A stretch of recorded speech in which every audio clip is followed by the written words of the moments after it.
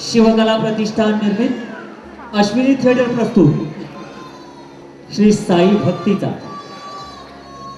श्री साई गीतांचा नृत्य नाट्यमय संगीत सोहळा अंक दुसरा आणि शेवटचा शिर्डी ससाई, शिर्डी ससाई, शिर्डी ससाई।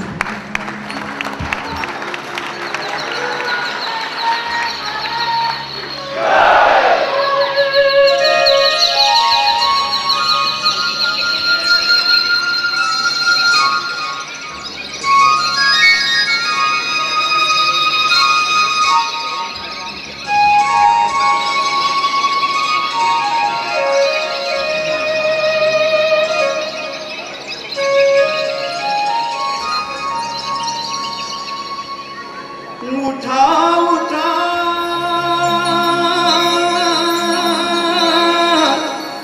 भक्त गणा, करा भूमातेशी वंदन, मने बाबांचे चिंतन सकलाना, धाया धीरते द्विज आरती, उषा घेऊनी करी पंचारती, रवि किरण ही थांबती, उठा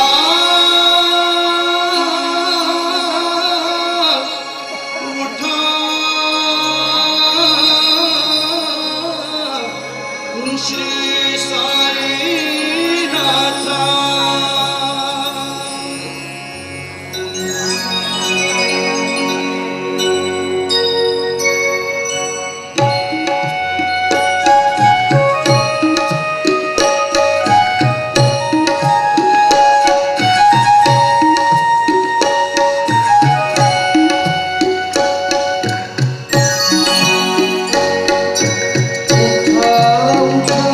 श्री साईनाथ चरण कमलदा,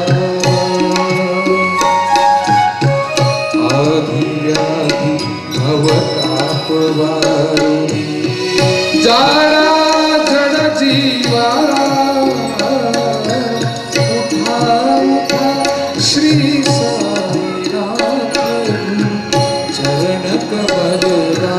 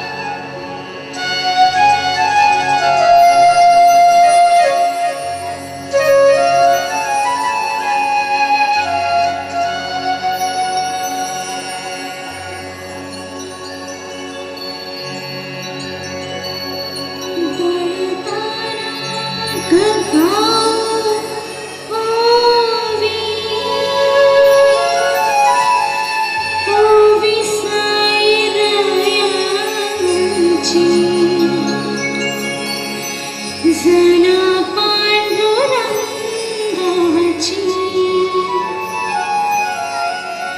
वैराग वैराचा त्यामध्ये ये साई हात लावी सखुबाईच्या दळणी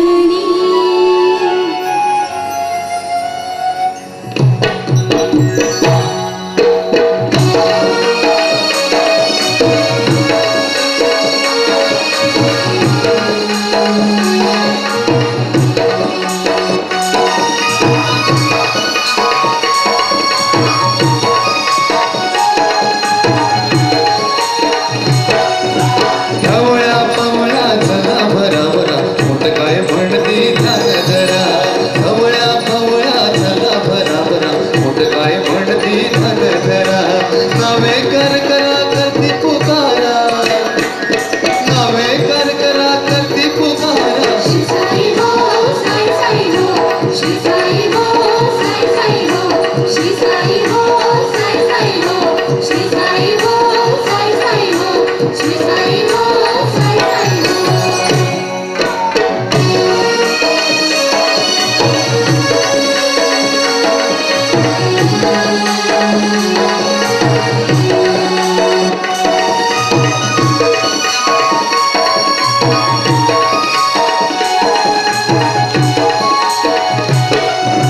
मोत्यांची रास माझ्या गळ्यामध्ये गलाट माझ्या गळ्यामध्ये मोत्यांची रास माझ्या गळ्यामध्ये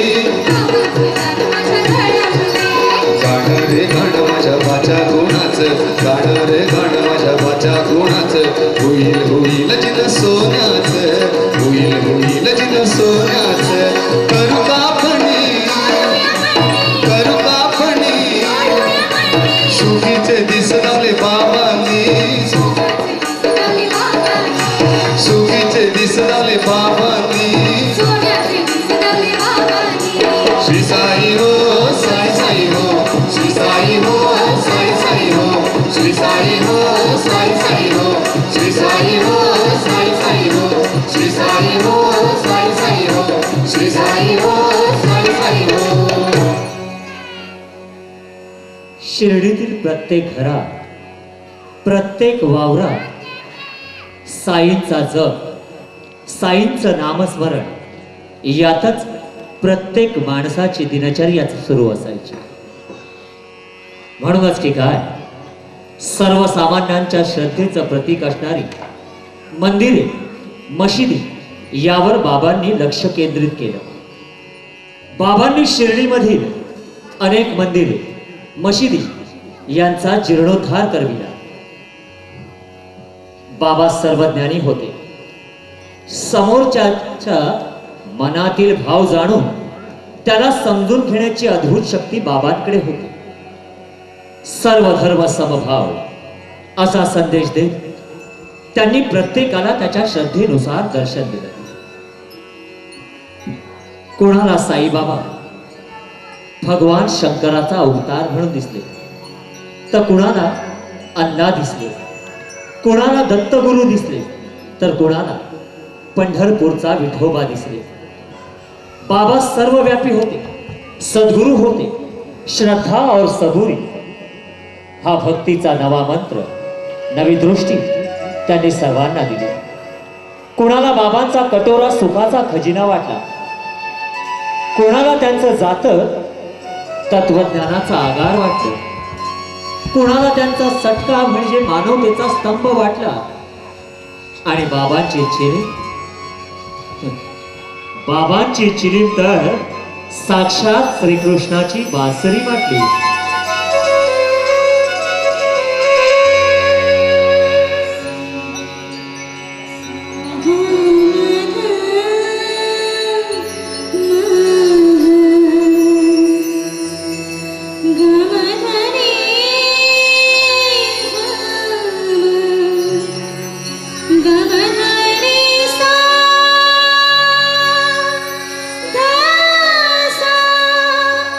धनी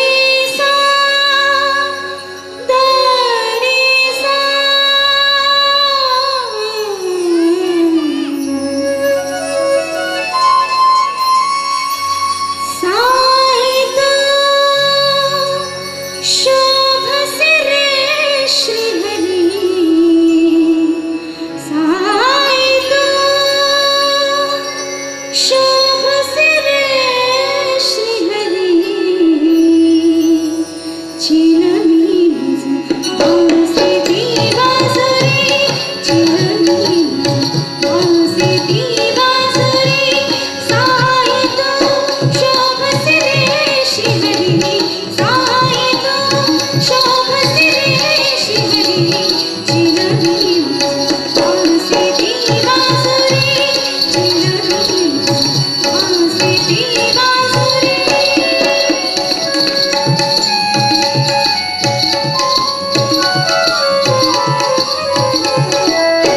आजबंद ती गळ्यात करी कटारा शोभे कमळी बाजूबंद ती गळ्यात करी कटारा शोभे कमळी शोभर कपडा तो श्रीहरी शोभर कपडा तो श्रीहरी मयूर मुकुट शोभे सुंदरी मयूर मुकुट शोभे सुंदरी रास तुझे हरी रास तुझे हरी घुंगरे नाचत गाना हरी घुंगरे नाचत गाना हरी चिलवी आसे ती बासुरी चिलवी आसे ती बासुरी साई तू शोभस रे श्रीहरी साई तू शोभस रे श्रीहरी चिलवी आसे ती बासुरी चिलवी आसे ती बासुरी चिलवी आसे ती बासुरी आसे ती बासुरी आसे ती बासुरी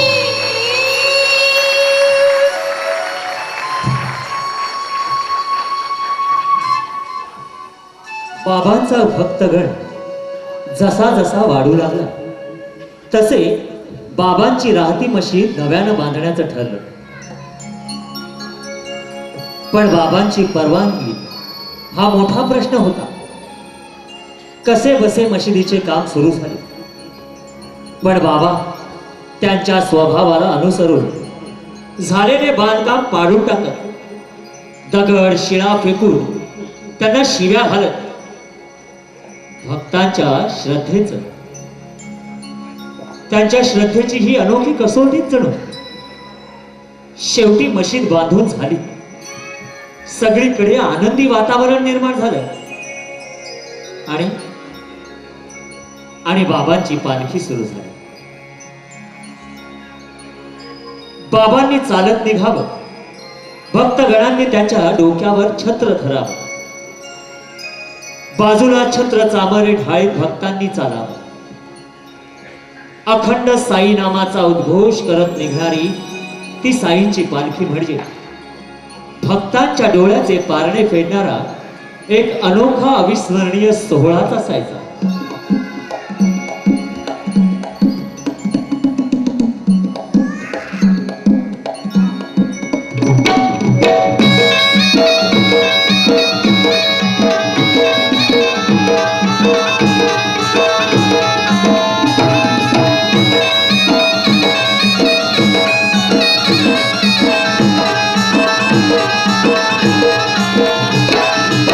साई बाबा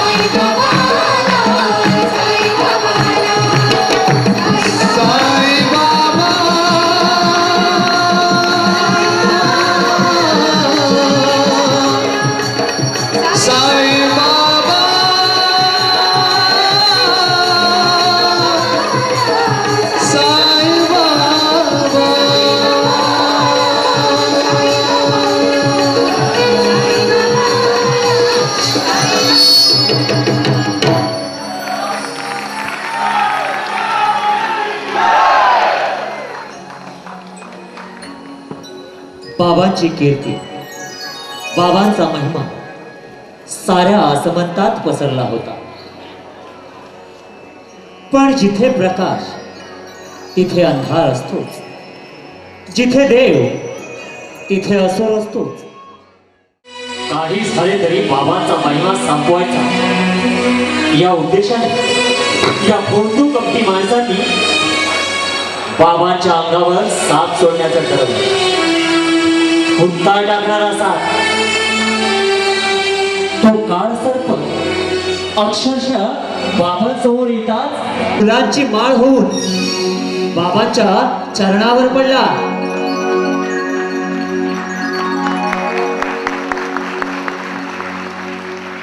शेवटी बाबा म्हणजे काही कोणी साधारण मानव नव्हते, ते प्रत्यक्ष ईश्वराचा अवतार होते.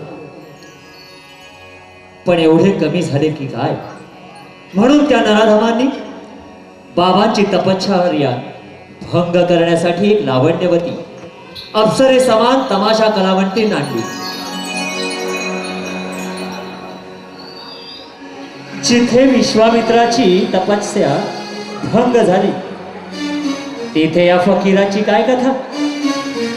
अशा आविर्भावात ती लावण्यवती मोठ्या गर्वाने बाबांची तपश्चर्या भंग करण्यासाठी आली.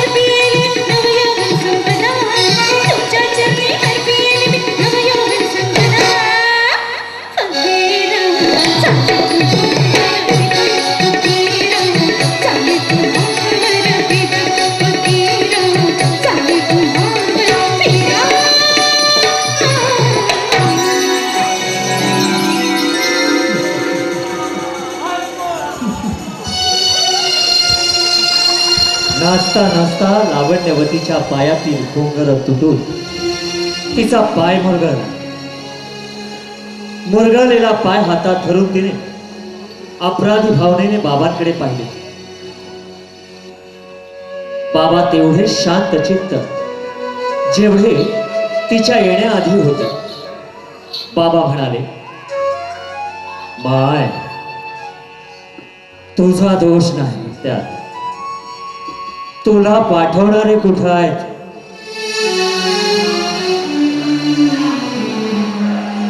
बाबांच्या तोंडून हे शब्द येताच ती लावण्यवती अप्सरा एखाद्या लहान बालकासारखी साईच्या चरणी आली.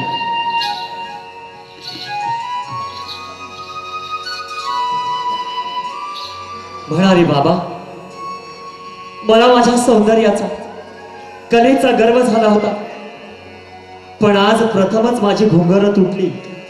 माझ्या सौंदर्याचं, कलेचं गर्वहरण झालं. मला माझ्या कृत्याचा पश्चाताप झालाय बाबा. मला आपल्या चरणी जागा द्या. बाबाच ते मोठ्या मनाने त्यांनी त्या स्त्रीला माफ करत आपल्या कृपेची छाया तिच्यावर धरली. तिला आपली माय मानलं. बाबा तसे प्रत्येक स्त्रीला आपली मायच म्हणत, कारण स्वामी तिन्ही जगाचा, आई विना भिकारी. किती अर्थपूर्ण उद्गार आहेत नाही हे? बाबा तर प्रत्येक स्त्रीला बाई, आय बाय म्हणत, माय म्हणत. बायजामा ही सुद्धा बाबांची एक मायच, बाबांच्या अत्यंत जवळची. बाबा कुठेही असो, भाजी भाकरी आणि पाण्याचा तांब्या घेऊन आईच्या मायेनं बाबांना घास भरवणारी बायजामाई आणि तेवढ्याच ममत्वाने भरवून घेणारे साईबाबा. यांच्यातलं नातं म्हणजे आई आणि मुलाचं. जशी यशोदा कृष्णाची आई, तशीच बायजामाई ही बाबांची आई. बाबांची ही यशोदामाई बायजामाई फार आजारी पडली. बायजामाईच्या त्या शेवटच्या घटकात बायजामाई तिच्या मुलाला म्हणजे तात्याला म्हणाली, मला मला बाबाला भेटायचंय, त्याच्याशी बोलायचंय, त्याला विचारायचंय की बाबा, तू तू आहेस तरी कोण? बाबा त्यांच्या भक्तगणांसमवेत होते. बाबांचं नाव घेतच बायजामाईने आपला प्राण सोडला.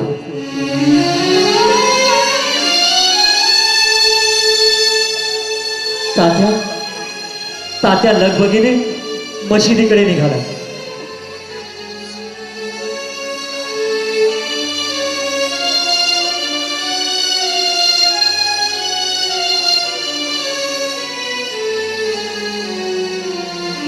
तात्या धावत धावत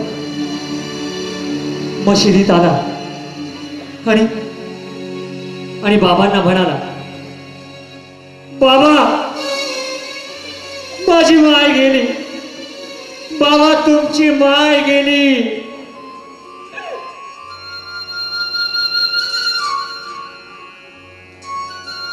अत्यंत निश्चलतेने बाबा म्हणाले, तात्या, इथं आलेल्या प्रत्येकाला कधीतरी जायचंच असतं.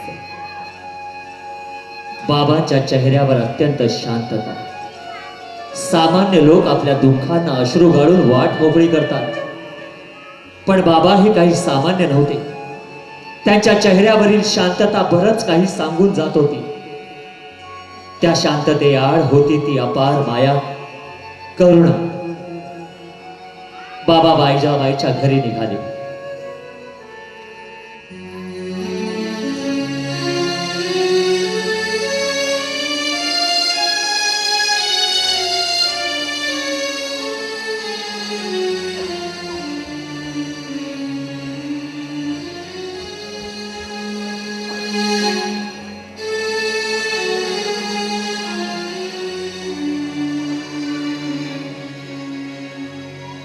समोर बायजाबाई शांत झोपलेली,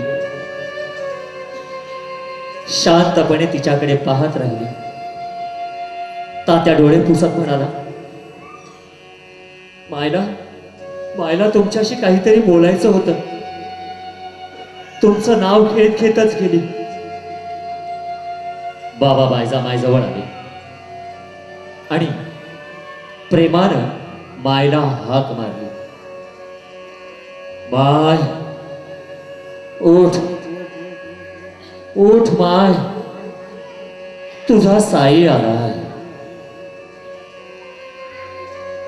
आणि काय आश्चर्य, बायजामाय जिवंत झाली.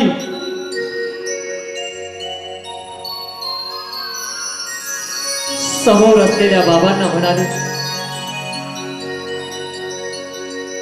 बाबा, अरे अरे तो हायस तरी कोण? आणि बाबांनी तिला श्रीकृष्णाचं दर्शन दिलं, साक्षात विश्वरूप.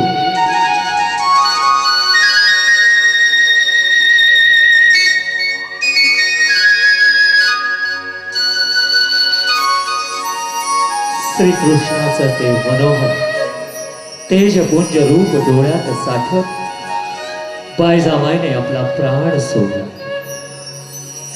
सारी शिर्डी शोकाकुल झाली होती.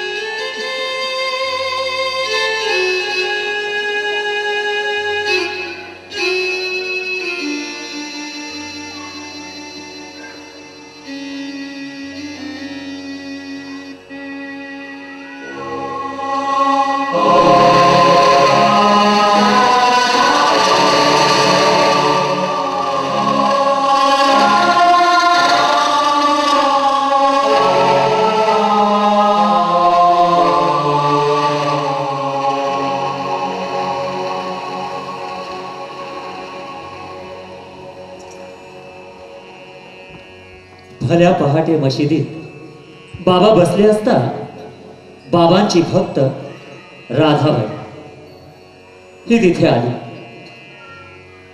तिने बाबांकडे मागणी केली, बाबा बाबा मला गुरुमंत्र द्या. बाबांनी नकार दिला, पण ती काही आपला हट्ट सोडेना.